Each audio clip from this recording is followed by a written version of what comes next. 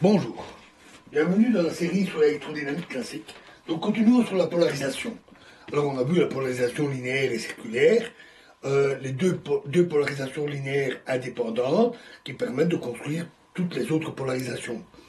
Les deux ondes circulairement polarisées constituent un ensemble pareillement acceptable de champs fondamentaux permettant de décrire un état de polarisation générale. Introduisons les vecteurs unités complexes mutuellement orthogonaux définis par epsilon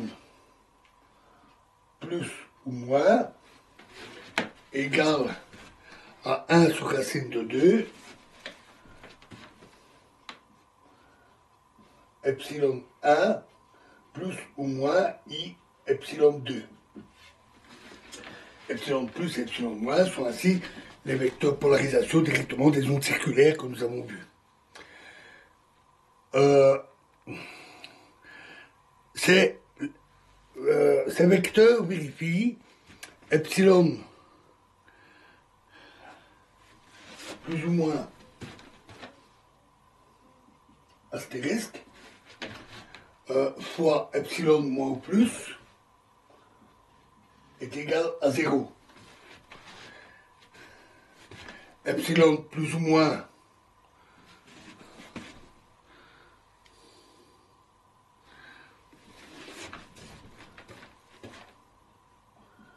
astérisque fois epsilon 3 est égal à 0.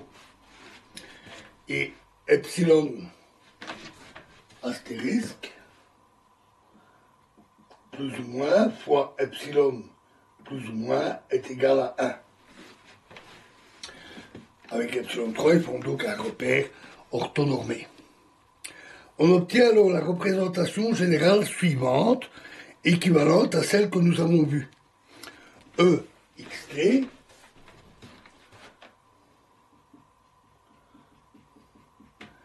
est égal à E plus epsilon plus E moins epsilon moins fois E exposant I kx moins I oméga t.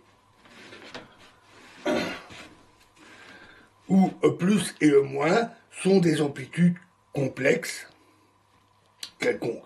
Si E plus et E moins ont des modules différents mais des phases identiques, cette relation représente une onde elliptiquement polarisée.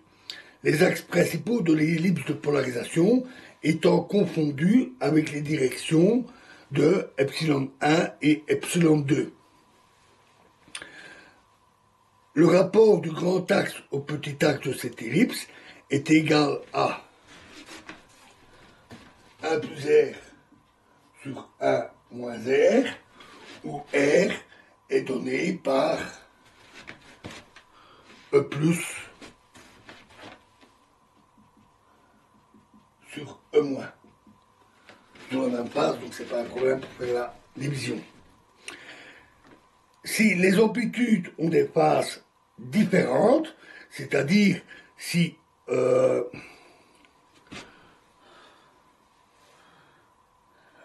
moins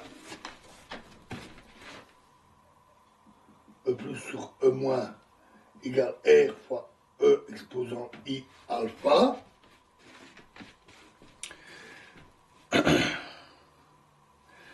on montre alors facilement que les axes de l'ellipse décrits par le vecteur E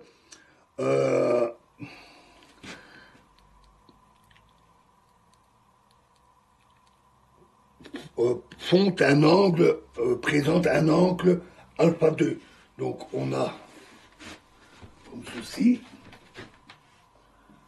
on va faire les deux, x, y, x, y, on a une ellipse de polarisation, ici le champ E à un instant donné, l'angle alpha demi, Et de même, on a, avec alpha demi ici, on a le champ B ici. E et B restant orthogonaux. Donc cette figure illustre le cas général d'une polarisation elliptique et montre les ellipses décrites par les vecteurs E et B en un point donné de l'espace. Si R égale plus ou moins 1, on retrouve les ondes linéairement polarisées que nous avons vues. La polarisation d'une onde plane électromagnétique est connue dès que l'on peut l'écrire sous les formes que nous avons vues, dont celle-ci, avec les ondes circulaires, avec des coefficients E1, E2 ou E plus, E moins connus. En pratique, c'est le problème inverse qui se pose. Sachant que l'onde est de la forme tout à fait générale, E égale epsilon fois exponentielle, etc., que nous avions vu, forme très générale, comment, à partir de l'observation du faisceau, déterminer son état de polarisation? Sur ce plan, les 4 paramètres de Stokes, qui ont été introduits par Stokes en 1852, se révèlent extrêmement précieux.